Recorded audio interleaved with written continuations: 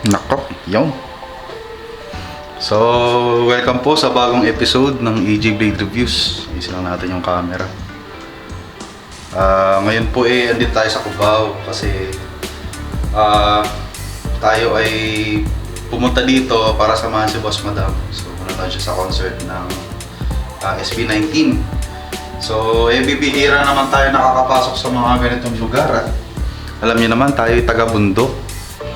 So, tour lang tayo dito sa ating hotel kasi ganda, tingnan mo naman. Feeling mayaman, 'di ba? Oh, ganda ng CR oh. Oh. CR pa lang, kwarto na. Oh. Kung yung salamin nila may ilaw pa. May mata ko, may square. Yan, kasi itong kanilang shower ay, nako. May live show. Live show. Meron pala itong... Pwede naman palang sarahan. Nakaka-ignore lang. So, parini tayo. Saan tayo? Ngayon kasing araw na to, re-reviewin natin to. Itong balisong na are. So, itong balisong po kasi na ito, sabi ko, di ba? Gagawa tayo ng vlog. Bakit ba kailangan mo ng ganitong balisong? So ano ba itong balisong na are at kailangan mo? So ang tawag po sa balisong na ito ay binaston, o kaya ay panuksok, o kaya naman ay pangadyot. So yun, ganda ng video sa likod. Okay. Una nating gagawin, magtatanong muna tayo sa mga nakakatanda. So, gawa po pala ito ni Kapuying Bautista Brothers. So, hindi ko alam kung paano natin sila may interview. So, subukan natin silang tawagan kung sasagot. Kasi ang sunod na nating tatawagan ay ang Mamay Ramon. So, interview din natin si Mamay Ramon.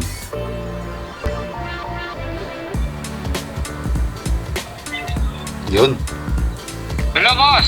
Magandang hapon. Magandang hapon naman po. Ano po ang atin? Ayun po, may konting mga katanungan lang po at ano po ito, konting interview lang. Sige po. Opo, ano pong pangalan nila? Ako nga pala si Florencio Bautista, bagong po, Batangas. Opo.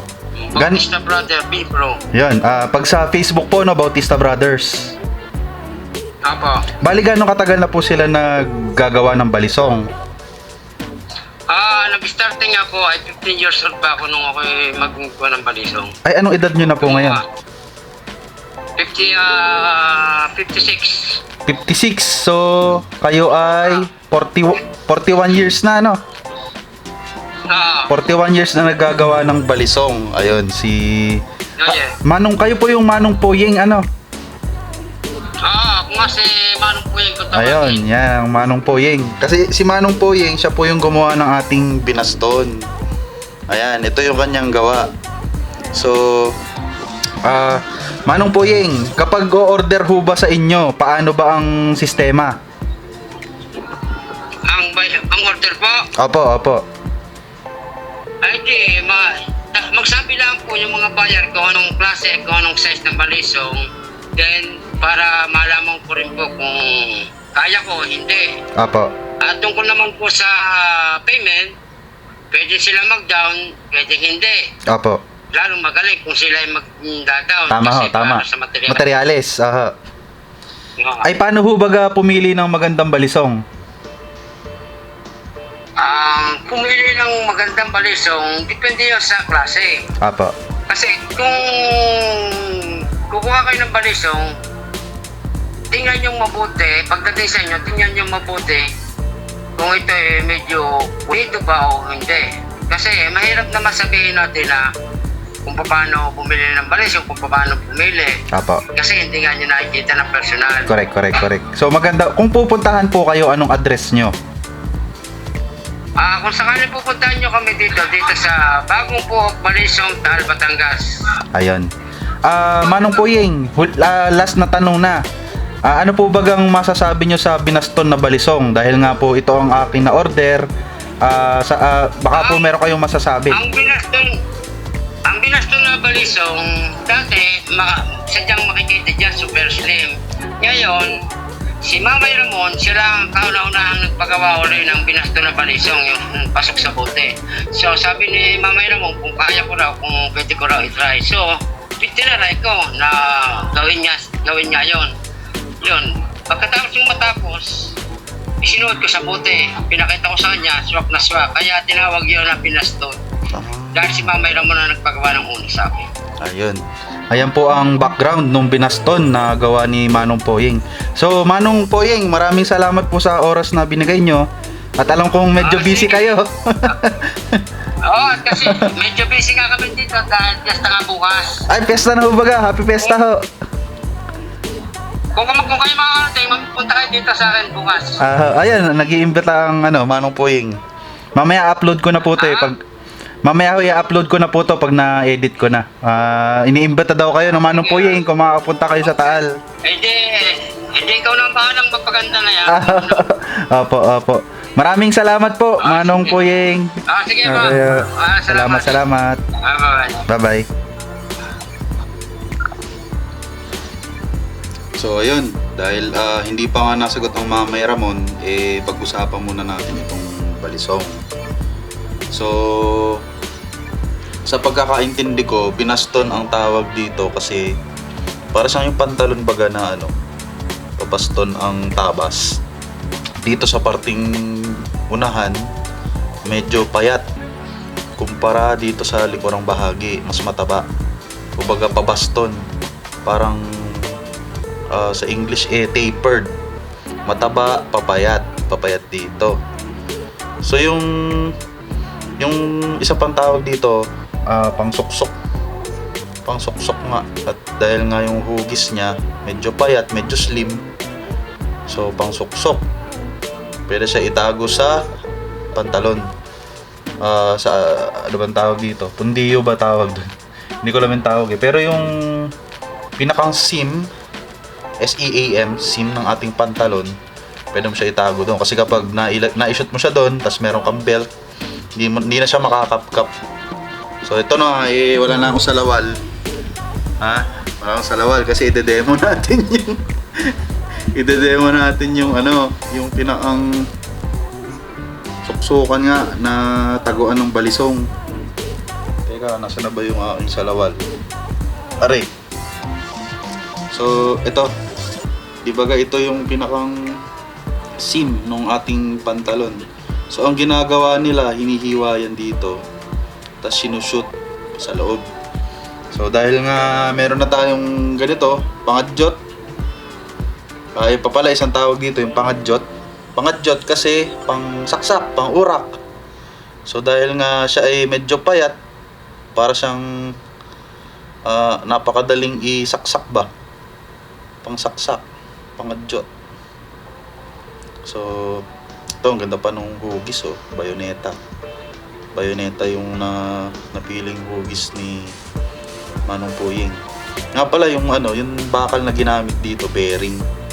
Pero nakakatuwa dito kasi siya, walang mahanap na bearing si Manong Poyeng. Ako may tindahan ako ng piyesa ng motor. Hindi meron akong panindang bearing. Sabi ko kay Manong Poyeng, Manong, papadala na lang ako dyan. Kumbaga, ang dami kong bearing sa bahay. Brand new yung kinabit namin. So natutuwa naman ako at yung mga paninda ko pala damay sa bisyo. So yan. Gawan natin ng suksukan dito sa aking salawal, itong pangadyot na to. So dito sa kaliwang bahagi ng kung pantalon man yan, short. Ito kasi short ito short lang yan. Suot ko ito kanina. sisirain, hindi naman sisirain. Gagawan na natin ng kumbaga susukan. So dito sa kaliwang bahagi, kaya baga, kinakabahan ako eh. Medyo alanganin yung pwesto ko eh. So angat natin konti para hindi tamaan yung unahan. Yan. Angat natin ng konti. So angat na siya. Sasakin natin siya. Ganun. Ayun. Kali. Ayan, hindi sira. So meron na siyang hiwa. So sukat natin kung papasok na yung ating pangadyot dito sa lawal ko. Sapat na ba yung butas na ayun, dali. Batang bata, dali. Yan. Nakaw. Pagdali na. Ayan na siya. So susuot ko tong shorts. Saglit lang. Di ito na nga. Naglalakad na yung mama. Di mo naman akalain na may kutsilyo, di ba ga? Oh. Wala yung kutsilyo. Pero dini sa aking ganire, medyo makakapa. Kapa pa siya. Yan oh. Makakapa akong kakapain. Pero kung ako na may sinturon, yan, di mo na mahalata na may dala-dala akong balisong. Pero din yan, mabubunot yung balisong. Oh, diba? So yan yung isa sa mga dahilan, yung sinasabi ko. Yung mga isa sa mga dahilan kung ba't kailangan mo nitong pangadyot, nitong aking binaston. Yan. So meron tayong ibang dala pang mga balisong dito. Ikukumpara natin. Saglit lang. Yan. Dito pa yung mga... Merong madalawang balisong dito. Tatlo pala. Tapos yung isa kong pang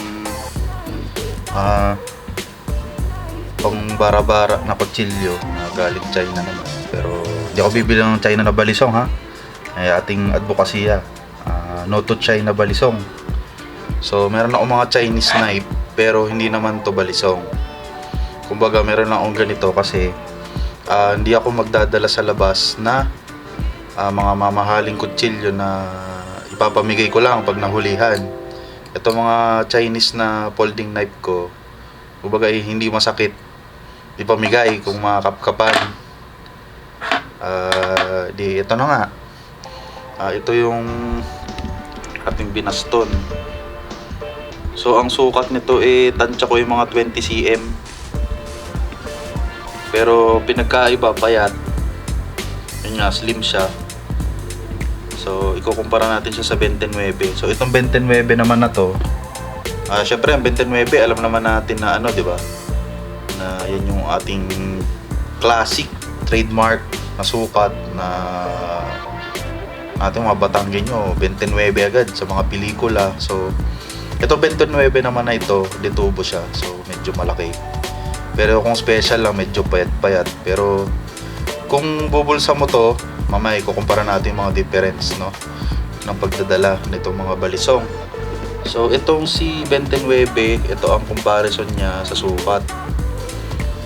So ayan, sa ilalim, payat na payat yung binaston.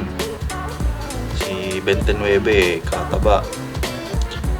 Gilid, lalo pa itong 29 na ito binuntis. Kaya makikita nyo yung kanyang kapit usling-usli, binuntis ang tawag dyan. Yan sa ibabaw. Yan, ditubo yan, makakapal yung materialis niya. So yan yung ibabaw. So pag nakabukas, yan siya. Bearing din yung talim nito, kagaya nitong ating binaston. Pero ito ay labaha. Itong binaston naman natin ay bayoneta. Makikita nyo kung gaano ka-slim itong ating binaston, pangadyot. Yan. So 29, ito naman ay 20 cm. So yan. So bihira ako magdala ng 29 dahil mabigat. Minsan mahuhubuan ka na lang dahil ang bigat ng 29. Pero yun nga, isa yung 29 sa mga pinaka-classic na pangdala. Pang EDC, everyday carry. So, ang karaniwan kong dinadala talaga mga 24 cm. So, yung mga 24 cm sa bahay, hindi ko talaga to collection. Kay Boss Madam to. So, si Boss Madam yung tunay na nagmamay-ari ng mga 24 cm. So, ito naman, nakuha ko to kay Janus. So, si Janus, collector din siya. Hindi ko lang maalala kung kay Maning ba ito. Pero I think this is Maning. So correct mo na nga ako, Janus, kung mali ha. Kasi itong scabbard naman, gawa to ni Alas Asin Blade. So kapitbahay lang namin yung sa Tanay. Kahit malayo yung Alas Asin sa amin sa Sampaloc. Basta taga Tanay, kapitbahay ko yun. So ito 24 cm siya. Compare natin yung size. So, ayan siya. Ito yung usual na dinadala ko, yung mga 24. Kaya si Lexi nagagalit eh. Kasi dinadala ko yung mga, ano niya, collection mga ano niya. 24. So, medyo chubby rin yung ano kasi special.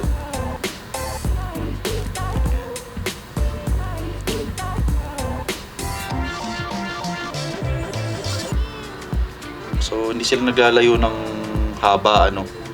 Talaga lang mataba itong 24 cm at slim itong binaston. Pag nakabukas, ito siya. Pareha sila bayoneta eh. Ayan, ito bayoneta rin to. So ito si binaston.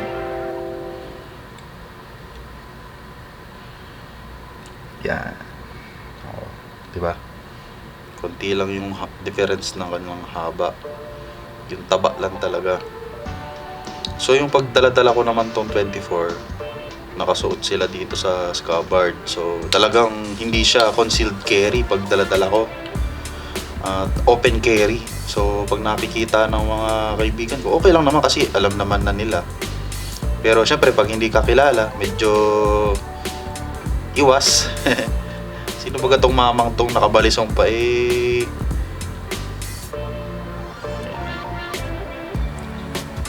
O nga pala yung kapit na ginamit. Yung kapit kasi na ginamit dito, albino Carabao horn. So dahil nga ako ay taga Rizal, mga itak ko, mahilig ako sa mga albino Carabao horn na handle. So minabuti ko na rin na gawing, dahil nga gagawin ko siyang EDC, ikabit na rin natin yung albino Carabao horn dito. So yun. Tapos meron pa isang papakita dito. Nabili ko to sa ano eh, online lang, sa Baguio siya galing. I think Japan surplus siya eh. Pero nakita ko to, sa tingin ko binaston din to eh. Teka, confirm natin, kukuha ako no. Kukuha lang akong panukat. Ito yung ating trusty vernier caliper. So sa mga accurate measurements, yung mga millimeters na ang sukatan. So ito ang ginagamit natin. So di ba sabi ko binaston kasi nga tapered siya, makapal dito, tapos papanipis papunta dito. So sukatin natin. Ano bagang sukat dito sa bandang dulo? So itong case niya sa dulo ay 12.5 mm. Dito naman sa kanyang puwit na banda, ang sukat niya ay 15.3 mm. So meaning mataba talaga dito. 15.3 mm dito ay 12.5 mm. So binaston, no? Para yung pantalon natin na tulis ba? Diba binaston ang tawag doon. So check natin tong isa kung binaston din siya. Ito naman ordinary lang. Yung kanyang bahayan ay stainless. Ay, brass na rin pala. Akala ko stainless. So brass pala. Akala ko stainless lang. Pero ano, manipis siya. So hindi kagandahan, ordinary lang. Check natin kung binaston siya. So, ang sukat dito sa unahan ay 13 mm. Dito sa puwitan ay 16.5 mm. So, ayun, binaston siya. Mataba banda dito sa puwit. Punta dito naman ay pumapayat. So, sa haba naman, sukatin natin yung haba niya.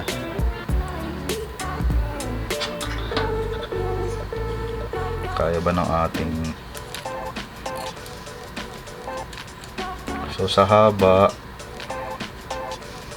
siya naman ay... Ilan to? Mga malapit sa 15 eh. Mga 15 cm. So, 15 cm siya. Ito baga. Hindi rin ako sure sa haba eh. Kasi wala akong metrong dala eh. Vernier caliper lang dala ko eh. Mas mahaba ata to. 14, 16, 17, 18, 19, 20. Mga 20 nga. Mga 20 cm talaga siya. So, ayan. Teka, papalit lang tayo ng battery. Malolobat na. So, yun. Edi, baga nga tayo nag-EEDC.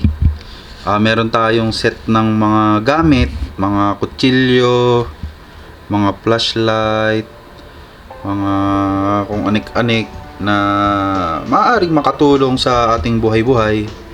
Pero bakit ko nire-recommenda itong binaston? Dahil nga ganito tayo mag-EDC, meron ako mga knife. Iba-iba rin yung knife na pinapaikot ko rin sila eh. So hindi to araw-araw.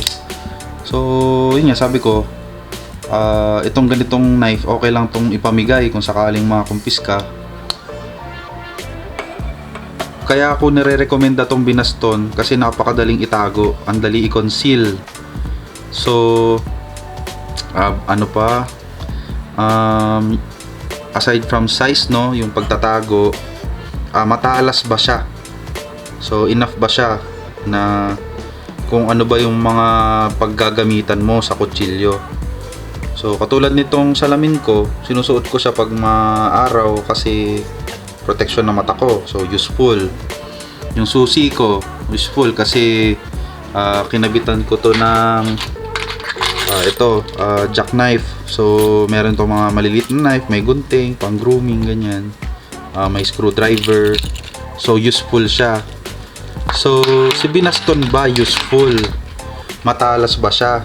So teka, pagsubukan na nga natin para ma-desisyonan na kung okay ba na pang EDC ang binaston. Saglit lang. Dito na nga, ako'y nakapulot ng papel. Masubukan kung matalas itong binasto ng Manong Poying. Di malalaman natin kung tunay bang useful o talagang magagamit at maire-recommenda na pang EDC ang binaston. So, dapat matalas siya. Ayan. So, matalas. Matalas naman. So, mga ng papel, dumadali ng papel.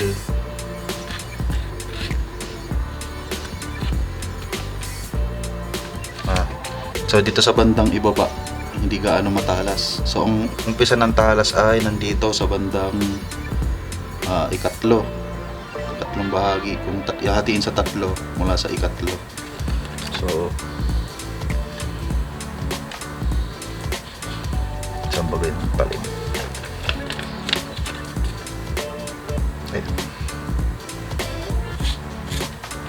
Matalas siya. So matalas. Isa pa. Pero ito naman kasi kung magbabalisong ka, syempre maghahasa ka din ganyan. Depende na sa balisongero yan. Pero masasabi ko, ayan, may talas siya. Siya ay useful. Para patunayan yan, meron ako dito lubid. Yan. So medyo mahirap-hirap putulin to. Alam nyo kasi kapag puputol ka ng lubid, medyo may puwersa yan, mabigat eh. Yan. So itong kanyang bolster, matibay ba? Itong kanya bang pin matibay ba? Pero kung papansin niyo, ang ganda ng pin niya eh. Teka, bigyan ko kayo ng close-up shot ng pin. Ang laki niya eh, oh. Hindi siya katulad ng mga ordinary na pin na maliliit. Akala mo lulusot. So, minsan naman, 'di ba, kakalog. Dahil nga medyo manipis yung materyales. Pero sa pakiwari ko naman makapal yung brass na ginamit sa bahayan. Kaya wari ko yung matibay are. Makikita nyo naman walang kalog. Ayan. Maganda ang walang kalog. Papakita ko sa inyo yung kalog. Ito siya. Ito kasi matagal ko na ginagamit talaga to. Gamit na gamit to. Ito may kalog to. Hindi pala ito yung kumakalog. Hindi. Hindi pala ito yung balisong na kumakalog. Meron akong balisong sa bahay. Pag ginanyan mo siya, kumakalog-kalog na ganun yung talim. So, may ganun. Merong ganun. Itong kay Mapuying naman, wala akong makikitang ganun. Kumbaga robust. Robust talaga yung pagkakadali sa balisong na rin. So, ito na ang pagsubok. Subukan natin dito sa lubid. Kung kanyang mapuputol. Yun. Medyo mahirap lang yung pwesto ko kaya alanganin. One down. Pa. Putol pa tayo ng isa. Tingnan natin kung kaya natin sirain tong balisong maari. Yun. Two down. Ari kasi hindi pala to hasa. Sa bandang dulo-dulo, pinakadulo wala ring hasa, kaya ayusin ko pa to. Pero kumbaga kung stuck na nagaling sa Mapuying, ganere ang gawa niya.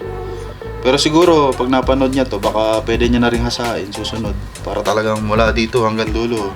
Mapuying, hasain na natin mula dulo hanggang dulo talaga. Para kumbaga mainam. Pero sa akin, basta pumuputol hanggang lubid, useful na to. Kasi sa trabaho ko lalo. Doon sa tindahan ko, titinda ako ng ganito. Kaya ako lagi may dalang kutsilyo. Pag may bumili ng hose, pag may bumili ng lubid, edi ito bagang magandang panghiwa. Diba? So, last.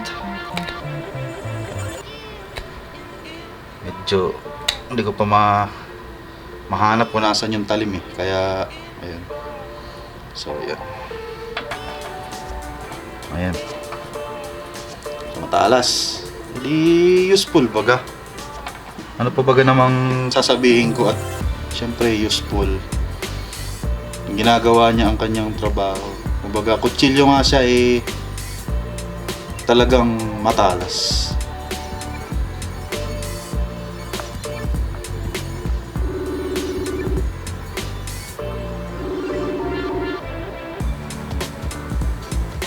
Yon. Magandang hapon po, Mamay Ramon. Uy, Nagba-vlog po kasi ako ng nitong ating balisong. May konting katanungan lang po. sige. Ayun. Dahil nga nakita ko yung post nyo sa ating samahan na Balisong Batangas, nainganyo ako magpagawa. Bali po pala si Mamay Ramon, siya po ang nangangasiwa ng ating samahan sa Balisong Batangas. Kaya kung kayo may maraming katanungan sa mga tungkol sa mga balisong, si Mamay Ramon ang inyong pagtatanungan. Ayun, Mamay Ramon, ano po bagang background nitong ating binaston? Yung ganyan pangatyon, yung 20 cm. Opo, yung 20 cm po na classic na binaston na pangadyot. Ay, yan? Yan typical na pag tinawag ng pangatyon sa Batangas, for easy thrusting Kasi magaang very light siya. Tapos ang mga bolsters niya mapipino, maliliit, para mas magaang. Typically, nilalagay dyan ng mga yung kapit yung either sungay, buto, anything lighter. Meron din makukuha niya ng mga kahoy. Yung mga ganyang kirka, umuso yan nung 70s, 80s. pangdala talaga namin yan nung araw dahil madaling itago. Dahil maigsi, ang kalimitang sukat niyan 20 cm or 16 cm. Ako, ang paborito kong size niya yung 20 cm dahil labas pa yung dulo dito sa kamay. Pwede mong gawin na thrusting object lamang. So, kaya pangadyot yan dahil for easy thrusting, bilis igalaw. At typical na sukat niyan ay 20 or 16. Tapos dahil maliliit lang ang bolsters niyan tsaka yung mga kapit, naikatago yan sa loob ng bote ng alak. Aha. Nung kabilataan namin, ano yan eh, pagka, siyempre nagkaka-raid minsan sa mga pop-house pa ang tawag to noong araw eh. Pag nagkaka-raidan, tinatago namin yan sa, papapabulain mo yung beer. Oo. Okay, pag kalahati na yung beer mo, kakalugin mo, tataas yung bula, saka mo ihulog yan doon sa loob para pag nagkakapkapan during the operation bakal, hindi mahuhuli sa katawan mo yan. Yan ang pauso namin yun eh. Madaling itago yan, yung pangadyot o yung binaston. Binaston, dahil ang term na binaston, yung dulong bolster niyan, kung mapapansin mo, parting baston, paliit yung dulo. Opo. Kaya ang tawag niya ay baston o binaston. Pero ang kalimitan tawag niya nung panahon namin, ay mga pangadyot, mga easy at light na EDCs na balisong. Yun. Mamay, meron ka baga dyang mga lumang sample ng pangadyot? Meron. May mga luma ako dito. Buhay pa yung aking ganito nung binata. Ay, kukunin ko kung gusto Sige ho, mo. pwede ho makita. Sige.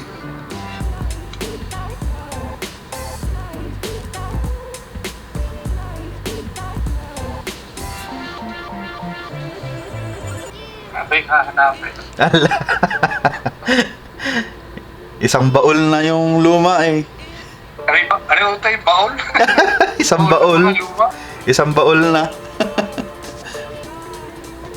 Sorry, 1930s to 1970s. Yay, nalaman na ng mga tao kung nasan yung mga luma. Naroon pala sa baul. Ano nito eh? Ito yung... Ayan yung una. Ayan. Ito, mas mahaba ito kaysa sa Depende. Opo. 24 ito. Ah, 24. Kaya mapapansin mo, ito yung ano eh, ito yung parang baston ang dulo dahil pointed. Opo. Di ba? Opo. Pero ang blade niyan, ganun din. Super slim yan. Yan. Bayoneta. Itong isang, Yan. oo, Ito malinaw, kitang-kita na. bayoneta. Tapos ang kapit po niyan ay sungay. Ang kapit nito, hindi, ano to, fiber to eh. Ano to, yung, Parang plastic. oo, plastic na to eh. Mhm. Kakaiba. Plastic. Yan po ay 70s, ano? Tama pa ba?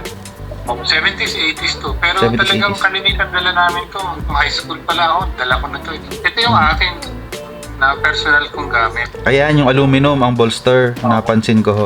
Eh, kapasyo pa to sa bagong palengke ng Batangas to. Sa lumang palengke ng Batangas to. Yung Ito, pinuntahan ho personal natin gamit. sa palengke.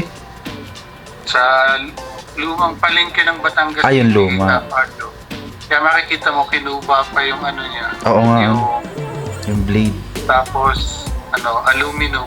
Tapos Opo. pati baon niya, aluminum. Mhm. Tapos ang kapit niya yung maitim na kahoy. Kamagong. Kamagong. Yun. Ito sa girlfriend ko dati, bigay ko sa kanya dati ito eh. Ba't nasa inyo? Binalik. Tumanda na kami naalala niya. Nung binuo ko yung Balisong Batangas group, Ah, iminimper ko siya. Sabi, buhay pa yung Balisong na bigay mo sa akin. galing ah. Kaya ang kahoy nito, wala ka na makikitang gantong kahoy dahil ito ay mga galing sa mga antigo na may grain, buhay pa. Oo nga ho, ano. Tuwan-tuwa nga sina Louie nung nakita nila ito na Labas ang grain. labas ang grain ng araw. Mm. Dalawa to. Pero yung mga pinagsimulan yan, during the 40s and 50s, ganyan din yung yari. Opo. Yung mga gumagawa na. Ito, na-trade ko to sa isang Blade Brother. Mhm. Ito yung mga pre-war series na ano. Yan. Kinutsil ganda. kinutsil yung profile ng talim. Mhm. Tapos yung klarong-klarong pre-war, yung mga maliliit pa yung bolsters. Bolster. Ayan po ang pre-war. Pag maliit ang bolster. Oo, maliliit pa yung 40s, 50s itong mga gantong klaseng labas. Ganda. Pero kung titignan mo, dito nagsimula yung konsepto ng mga binaston Opo. Pinahaba lang nila dito. Pero ang blade dito, mapipino rin. Kaya talagang pasok to sa bote ng beer. Opo. Yan. Yun. So ganito yung yan. So talagang nag-originate na lang, nag-evolve. Umaba na lang yung mga yung mga Bolster after the niya. war, Mhm. madami na kasing surplus na aluminums. Unlike before the war, wala pa tayo halos nakukuha noon. Opo. So nung meron na mas madaming sources, umaba na. Plus, mas tumibay na ang kapit nila ngayon dahil mas malaki na yung naghahawak sa part ng blade at saka Okay. sa bahaya. That makes sense, Kaya pala, tinitipid yung pre-war. Oo, Kaya dahil maiksi. very scarce pa yung ating resources. Correct. Okay. That Eh, makes sense. After the war, madami ng surplus namin ng aluminum. Mhm. Nasubic yan Wholesale yan kinuha. Mga scrap lang naman to Yun pala ang Kaya kung trend niya. makikita mo, ito, malaki na ang hawak niya sa bahayan ngayon. Unlike before, maliit. Kaya mas maliit pa. Siya nga. Compared dito. Siya Diba? nga. Mm. So mas matibay yung lumalabas, yung mas mahabang bolster dahil mas malaki yung nakahawak I sa see. bahayan. Oo. Tsaka kaya mas nape-preserve yung mga mas bago. Dahil nga mas matibay na at yung mga lumang-luma na tinipid hindi katibayan pala. Oo. Saka ang matino before, aluminum was softer compared to brass. Ngayon nga, may stainless na tayo, di ba? May titanium na gumagawa na rin. Correct. So, yun nga lang, ang gantong mga gamit is lighter. Kaya kung pangadyot ang paggagamitan mo, Mhm. it's more ideal dahil antique, dahil magaan, aluminum. Correct. Tsaka ang gamit naman ito, di mo naman gusto siyang gamitin. Pero kung Okay. kailangan mong Kung gamitin, kailangan, tsaka lang. mabilis, di ba? Mas Yes. mahirap sa lagim sa konsepto nga ng dulo-dulo. Correct. Paggaan ng talim, parang walang weight sa kamay mo. Tama Mas pa. mahirap talaga. Yun. Meron pa po ba kayong mga sikretong project na susunod na abangan namin? Naku, okay na mahinga. Mahinga na. Pahingin na ho. Ay, talaga ako yung mapapalo na. Kami ho kasi mga miyembro ng Balisong Batangas lagi nag-aabang kasi syempre excited kami may bago ulit kaming kokopyahin. Oo nga. Di ba ga? Ay, namahinga muna. Baka may magaruti na. Ay kamusta ho pala yung yung ating Balisong Batangas coin? Sarado na po ba yung orderan niyan? Ay, sa taong to sinara ko na dahil ako'y pabiyahe uli sa Hunyo. Aha. Kaya ang ginawa ko, pinorder na maaga dahil madami yung nangungulit. Aha. Sa'yo siya, sige, pagbigyan na, paagahin na lang. Ay di, nagpa-order tayo ng a week ago. Per sheet, dapat 30 ang magagawa dun. Dapat maka 60 kulang. Di, pinago ko na rin. Aha. Kaya may konting sobra. May sobra pa. Ayan. Minimal na sobra. Pero Kapag- ginuuna natin for the year. Yun. Kapag gusto nyo umorder, meron pang sobra. Kaya samantalahin nyo na habang meron pang available. Kasi next year na po ulit ang sunod Ay, tsaka ako nandito ang gagawa. Kasi ang gumagawa na ni Brad ko, Aha. hobbyist lang yun. Hindi naman kaya lang ginawa dahil, di ba, bali, 6 na piraso lang naman yung ginawa namin nung kami nagkukwentuhan sa kanila. Aha. Dahil yun, talagang metal artist siya. Apa. So, naggawa kami ng molding. Tapos 2 days namin nakatuwaan. Tapos pamingin ko lang sa mga anak ko yun. Apa. Ito, pinost ko, ay madami nakagusto. Aha. Ay parang pagbigyan, ginawa. Pero kung wala siya, ay hindi tayo makakagawa ng Ayun. tayo makakagawa ng ganun. Kaya hindi guaranteed na every year magagawa natin. Depende kung gusto niya. Apa. At kung nandito siya sa atin sa Pinas. Kung mapagbibigyan ho, Oo, galang tao din na walang yan. Ayan. Kaya samantalahin nyo na kung sino man nakakapanood nito. Samantalahin nyo na habang meron pa. 3 piraso lang yata yung kulang naman dun sa kaya ginawa na natin. Ayan, kukunti lang pala. Sticker, ako, hindi ko talaga pa. Kaso napakaligalig, napakahirap naman. Sa bagay ho. Magsusulat ka, kukuha ng bayad, mag-monitor ng delivery site.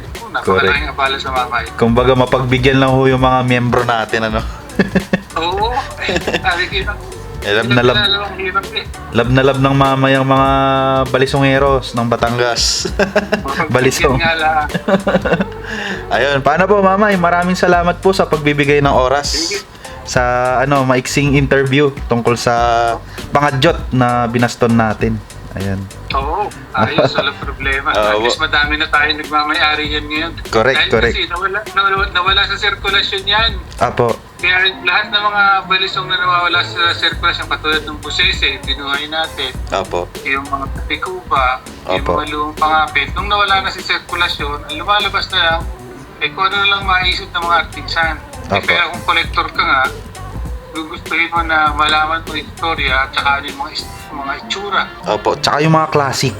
Classic, kumbaga. Oo, kaya binubuhay natin. So itong pangadyot, ngayon lang uli natin binuhay. At saka nakadalawang ulit kami ng manong puying bago namin nakakuha. Dahil Talaga? yung una, slim lang ang ginawa niya. Sabi ko, hindi ubra, hindi kasi sa bote, hindi pwedeng pangadyot yan. Aha. Eh di inulit, na perfect niya. At alam ko ang gumagawa yata ngayon bukod sa manong puying ay ang mga uro. Dahil ba sila Ayun. nakagawa niya So, ngayon. dalawa sa ngayon. Pero sana yung mga ibang bali houses makasunod din. Oo, sa akin ko nga sa kanila, ramin lang rin ang aking gayahin. Oo, wala Para naman ng lahat problema. ng kolektor, mayroon ng mga lumang disenyo. Aha.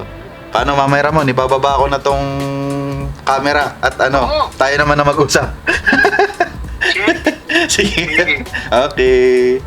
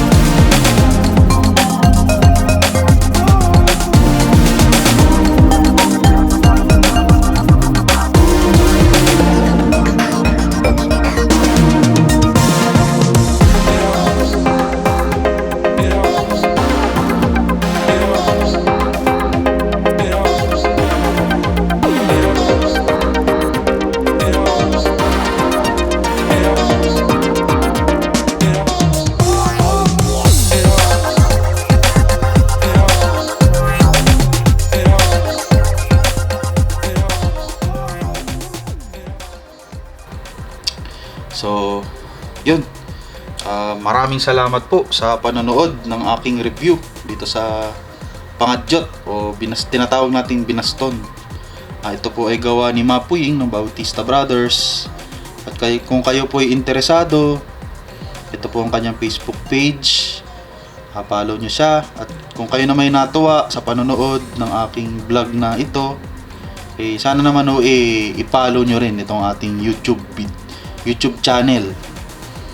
Dahil mas marami pa tayong gagawing video habang kayo'y dumadami.